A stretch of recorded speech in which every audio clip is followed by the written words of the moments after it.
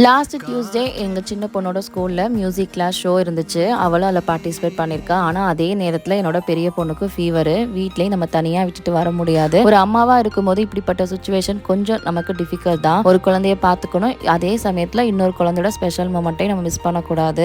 அதனால பெரிய பொண்ணையும் ஸ்கூலுக்கு கூட்டிட்டு வந்துட்டேன்.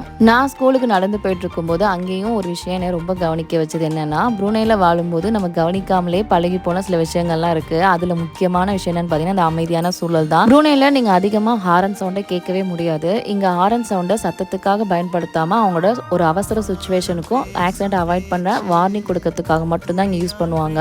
இங்க கொஞ்ச நாள் வாழ்ந்துட்டாலே இங்க இருக்க அமைதிக்கு பழகிடுவோம். அதுக்கப்புறம் இந்தியாவுக்கு போகும்போது ஹாரன் சவுண்ட் கேட்டாலே கொஞ்சம் என்னடா இது இவ்வளோ சவுண்டா இருக்கேன்னு தோணும். அங்க இருந்துட்டு இங்க வரும்போது பாத்தீங்கன்னா என்னடா இவ்வளோ அமைதியா இருக்கு அப்படிங்கிற மாதிரி தோணும். ஒரே டிஃப்ரெண்ட் ஃபீலா தான் இருக்கும் எங்களுக்கு. வைஷுவும் சூப்பரா பர்ஃபார்ம் பண்ணாங்க. அவங்களோட மியூசிக் டீச்சர் கிட்ட போட்டோவும் எடுத்துட்டு அதுக்கப்புறம் நாங்கள் வீட்டுக்கு கிளம்பிட்டோம். பாய். நெக்ஸ்ட்